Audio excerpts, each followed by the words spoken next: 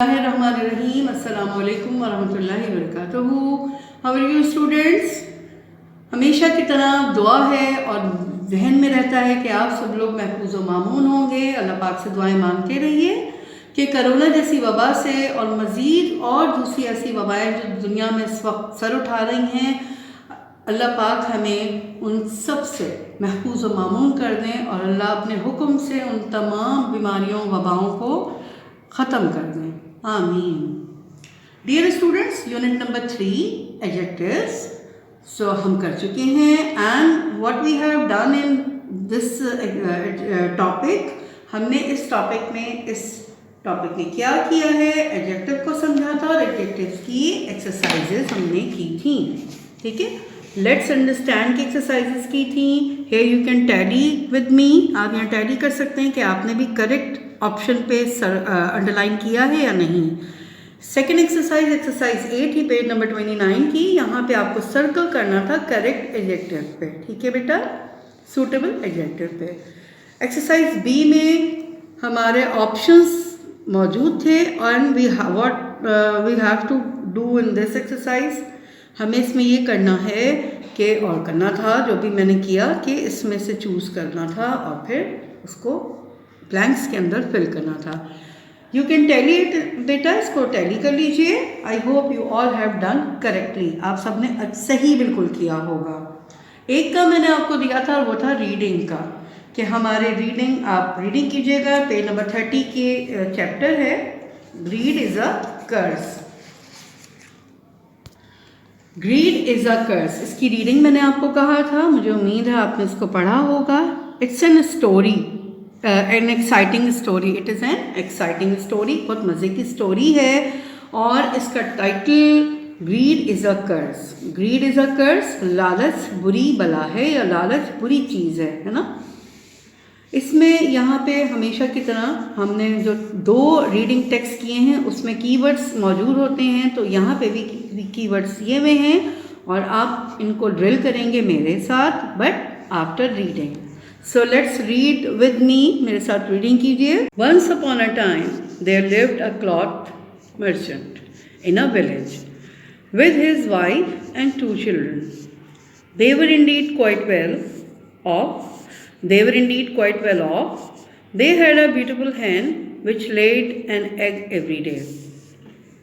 It was not an ordinary egg, rather a golden egg. But the man was not satisfied with what he used to get daily.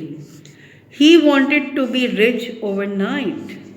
The man wanted to get all the golden eggs from his hen at one single go. So one day he thought hard and at last clicked upon a plan. He decided to kill the hen and get all the eggs together. So the next day, when the hen laid a golden egg, the man caught hold of it, took a sharp knife, chopped off its neck and cut its body open. There was nothing but blood all around. There was no trace of any egg at all. He was highly grieved because now he would not get even one single egg. His life was going on smoothly with 1 egg a day, but now he himself made his life miserable. The outcome of his greed was that he started becoming poorer and poorer day by day and ultimately became a pauper. How jinxed and how much foolish he was. It's a moral. Moral कहते हैं किसी भी story का जो सबक हासिल होता है या उससे हमें कोई लेसन मिलता है, वो क्या हासिल है। तो अभी तो मैं पढ़ देती हूँ and then I will explain you. One who desires more loses all, one should remain satisfied with what one gets. ठीक है जी स्टूडेंट, ये कीवर्ड्स को पहले ड्रिल कर लेते हैं। इसको मैं आपको इसकी मीनिंग बता दूं एंड देन एक्सप्लेनेशन आपको स्टोरी की बताऊंगी। मर्चेंट ताजिर, बिजनेसमैन जो होते हैं, ऑर्डिनरी बिल्कुल आम सी, ओवरनाइट रात भर, ट्रेस निशान, ग्रीव उदास गमगीन, स्मूथली हमवार आसानी से, स्मूथली आसानी से, मिजरेबल परेशान, पॉपर मुफलिस होना, जिंक्स्ड बदकिस्मत, अल्टीमेटली बिलाखिर, कर्स के दो मायने भी होते हैं, एक तो आप किस बुरा भला कहना या कोई बात जो ख़राब हो या गलत हो, ठीक है। बट हेयर यहाँ पे एज ए नाउन यूज़ हुआ हुआ है और इसका मतलब है बुराई। डिज़ायर कोई ख्वाहिश करना या ख्वाहिश। Okay students, let's read with मी और एक्सप्लेनेशन को सुनते जाइए। Once upon a time there lived a cloth merchant in a village with his wife and 2 children. किसी ज़माने का जिक्र है, किसी ज़माने की बात है कि वहाँ पर एक कपड़े का ताजर रहता था गांव में अपनी बीवी और 2 बच्चों के साथ। They were indeed quite well off. वो खासे अमीर और खासे अच्छे खुशहाल थे। They had a beautiful hen which laid an egg every day. उनके पास एक खूबसूरत मुर्गी थी जो हर दिन हर दिन एक अंडा देती थी। It was not an ordinary egg. वो एक आम अंडा नहीं था। Rather a golden egg. बल्कि क्या था, वो एक सुनहरा अंडा था, यानी सोने का अंडा था। But the man was not satisfied with what he used to get daily. वो जो ताजर था ना बेटा, वो सेटिस्फाई नहीं था कि हर दिन उसको एक अंडा मिलता था, उससे वो सेटिस्फाई नहीं था, इत्मीनान नहीं था उसको। He wanted to be rich overnight. वो चाहता था कि रातों रात जो है वो ओवरनाइट, रातों रात वो अमीर हो जाए, अमीर हो जाए। The man wanted to get all the golden eggs from his hen at one single go. वो आदमी क्या चाहता था कि एक ही दफ़ा में उसको गोल्डन एग्स उस हैन से मिल जाए। मतलब उसके दिमाग में यह था कि एक ही दफ़ा में उसको सारे जो है वो सुनहरे अंडे जो हैं वो सोने के अंडे उसको मिल जाएं, ठीक है। उसने क्या सोचा आप देखते हैं। So one day he thought hard and at last clicked upon a plan. बहुत सोचा और सोचने के बाद फिर उसने उसको एक प्लान किया, तरतीब दिया, उसके जहन में एक प्लान आया। He decided to kill the hen and get all the eggs together. उसने ये फैसला किया कि मुर्गी को वो ज़िबा कर देगा और सारे get all the eggs together, उसके जो मुर्गी के पेट में जितने भी अंडे हैं वो सारे अंडे हासिल कर लेगा। So the next day when the hen laid a golden egg, the man caught hold of it, took a sharp knife, chopped off its neck and cut its body open. दूसरे दिन उसने क्या किया, अपने प्लान को क्या किया, वो हतमी जामा पहनाया, यानी उस पर काम किया उसने। और क्या किया, जिस वक्त मुर्गी ने hen laid a golden egg, यानी मुर्गी ने एक सुनहरा अंडा दिया, The man caught hold of it, फौरन उसको पकड़ा उसने। Took a sharp knife, और तेज़ छुरी हाथ में ली। Chopped off its neck, और उसकी ज़िबाह कर दी, उसकी गर्दन को काट दिया। And cut its body open, और फिर उसके मज़ीद जो बॉडी थी उसको भी उसने ओपन कर दिया, यानी ये देखना चाहा होगा कि इसमें और भी हैं अंडे या नहीं। क्या हुआ फिर नतीजा देखिए। There was nothing but blood all around. वहाँ पे कुछ भी नहीं था, nothing, कुछ भी नहीं था। और क्या था इर्द गिर्द खून फैला हुआ था। You can see the picture also, आप देखिए उसने ज़िबा किया मुर्गी को और उसको कुछ हासिल नहीं हुआ। There was no trace of any egg at all. वहाँ पे कोई निशान नहीं था किसी भी अंडे का, ठीक है। He was highly grieved because now he would not get even one single egg. वो बहुत ज़्यादा हाईली ग्रीव, बहुत ज़्यादा गमगीन हुआ, क्योंकि उसको he would not get even one single egg, उसको वहाँ पर एक सिंगल एग भी नहीं मिला। यानी उसको एक तो जब उसने ज़िबा किया तो कोई भी वहाँ पे अंडा उसके पेट में मौजूद नहीं था, और मज़ीद उसको क्या अफसोस हुआ, he would not get even one single egg, और अब उसको मज़ीद आगे मुस्तकबिल में उसको एक अंडा भी नहीं मिलेगा, जिससे वो अच्छा खासा रिच हो गया था ना। His life was going on smoothly with one egg a day, but now he himself made his life miserable. जब एक अंडा मुर्गी देती थी सोने का तो उसकी लाइफ बहुत हमवार, बहुत आराम से चल, स्मूथली, बड़े आराम से और आसानी से गुजर बसर उसका हो रहा था। हर दिन उसको एक अंडा मिलता था। बट अब क्या हुआ, now he himself made his life miserable. अब उसने अपनी लाइफ को, अपनी ज़िंदगी को मुश्किल में डाल दिया था, परेशानी में डाल दिया था, और अब उसकी ज़िंदगी कैसी हो गई, परेशान कुन।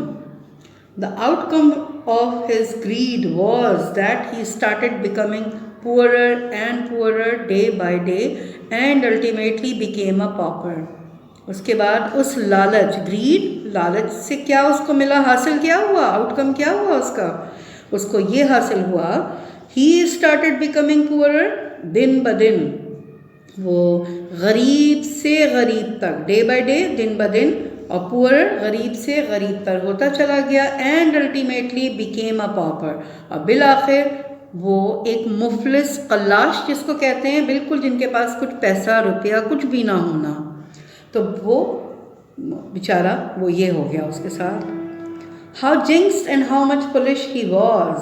अब सोचने की बात क्या है कि किस कदर का वो बदकिस्मत था, किस कदर का वो बेवकूफ़ था कि उसने अपने ही हाथों क्या किया, बर्बादी अपनी कर ली, है ना।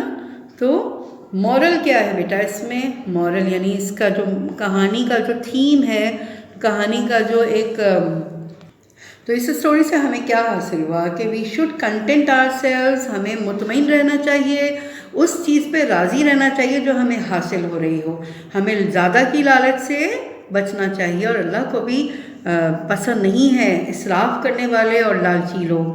क्या है, वन हु डिज़ायर्स मोर, जो बहुत ज़्यादा जिनकी ख्वाहिशात होती हैं ना, तो क्या होता है, लूजेज ऑल, जो एक भी हो रहा होता है वो सब गंवा देते हैं। One should remain satisfied with what one gets, हमें इस चीज़ पर मुतमईन रहना चाहिए, इत्मीनान रखना चाहिए जो हमें हासिल हो रहा है। ठीक है बेटा, ये बीइंग मुस्लिम, ये हमारा ईमान भी है कि हमें अल्लाह की रज़ा पे राज़ी रहना है। अल्लाह हमारे साथ जो बेहतरी वाले मामलात कर रहे हों तो हमें उस पर लालच नहीं करना है, हमें उस पर मुतमईन रहना है। आज हमारे पास जो काम है वो है इन कीवर्ड्स की इंग्लिश मीनिंग्स और उर्दू मीनिंग्स, उर्दू मीनिंग्स का काम करेंगे हम कॉपी पे, ठीक है। और इसी की लर्निंग को आप इंशाल्लाह अपनी रूटीन में लाएंगे। जी स्टूडेंट्स, ये आपका टाइटल पेज है और फिर मैंने उर्दू मीनिंग्स का काम यहाँ पे मैंने किया हुआ है, देखें, वर्ड्स और उर्दू मीनिंग्स, तो आप भी बिल्कुल इसी तरह से करेंगे, सही है। और कॉपी का मज़ीद जो काम है इंशाल्लाह आपको हम दिखाएंगे। Now what we are going to do today, आज हम क्या करने जा रहे हैं, बुक की एक्सरसाइजेस को बुक पर सॉल्व करते हैं। Okay, let's come with me. जी स्टूडेंट, हम लोग ये बुक की एक्सरसाइजेस कर लेते हैं, फिर आंसर द फॉलोइंग क्वेश्चन, जो एक्सरसाइज नंबर 2 ही हम कॉपी पे करते हैं, ठीक है ना। पहले हम ये काम करते हैं, match the words with their meanings, ये मैच करेंगे कॉलम ए को कॉलम बी से, करेक्ट इसकी मीनिंग यहाँ कॉलम करेंगे। और आपको ये पता है ना कि ये कॉलम वाला, ये मैच दीज वाला काम भी हम कॉपी पे करते हैं प्रॉपर तरीके से, वर्ड्स और इंग्लिश मीनिंग के शक्ल में। Okay, let's come. Exercise number 1 ए में दिया हुआ है मर्चेंट, ताजिर या कोई भी बिजनेसमैन, है ना। Now let's find the word, yes, businessman, so we have to match the word merchant with businessman. Column A से हम कॉलम बी को मैच करेंगे। ऑर्डिनरी, आम, बिल्कुल आम सी, मामूली सी, so here we can see the word common, ठीक है, ऑर्डिनरी, कॉमन। जी स्टूडेंट देखें, यहाँ पे मैंने मैच दीज कर दिया है, column A to column B, और इसमें एक्यूरेट यानी बिल्कुल करेक्ट जो वर्ड की मीनिंग थी उसको यहाँ पे आपको मिल जाएगा। Is it clear students? Trace निशान, साइन उसके मायने भी निशान, ग्रीव्ड सॉरोड गमगीन उदास, ठीक है। मिजरेबल इसके मायने भी परेशान या उदास होना, सैड। पॉपर गरीब, पुअर। जिंक्स्ड बदकिस्मत, कर्स्ड। अल्टीमेटली हतमी, बिलाखिर, फाइनली, ठीक है स्टूडेंट्स। एक्सरसाइज 2 आपको पता है कि हम कॉपी वर्क करते हैं। एक्सरसाइज 3 ये सारे बेटा ये क्लास वर्क का काम है, तो आप मेरे साथ साथ करते जाइए।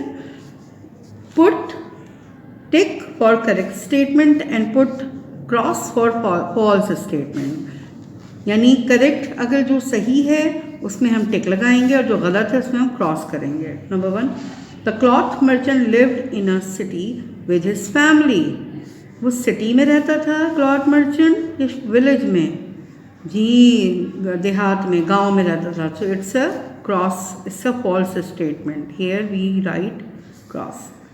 दे had a beautiful hen which laid a silver egg every day. एक खूबसूरत जो मुर्गी थी वो सिल्वर एग देती थी, जी वो गोल्डन एग देती थी। So here we also mark cross. He decided to kill the hen and get all the eggs together. वो चाहता था मुर्गी को ज़िबा करना, मारना, और चाहता था क्या, सारे मुर्गी जितने भी अंडे हैं उसमें से निकाल लेना। ये तो बात सच है ना। So here we write, we put a tick on the circle. There was no trace of egg but blood all around. वहाँ पे कोई भी मुर्गी ने अंडा नहीं था, सिर्फ क्या था, वहाँ पे खून ही खून बिखरा हुआ था। ये भी बात बिल्कुल ठीक है। So here we put a tick. His life was going on रफली विद 1 egg a day. उसकी ज़िंदगी बहुत मुश्किल में गुजर रही थी जब वो एक मुर्गी का अंडा, गोल्डन एग उसको मिल रहा था।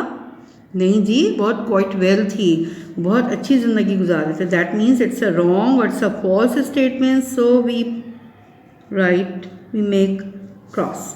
One should remain satisfied with what one gets.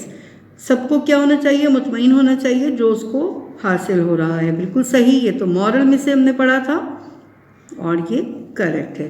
Dear students, here we have enough, और हमारा ये काम मुकम्मल हो गया है। और आपको क्या करना है होमवर्क पे, so note down the homework. You will write words meaning. Words meaning आपको करनी होगी कॉपी पे, ठीक है। यूनिट नंबर 3 की वर्ड्स मीनिंग कॉपी भी करेंगे। I hope you will do it. Stay home, stay safe. अस्सलामु अलैकुम वरहमतुल्लाहि वबरकातुहू।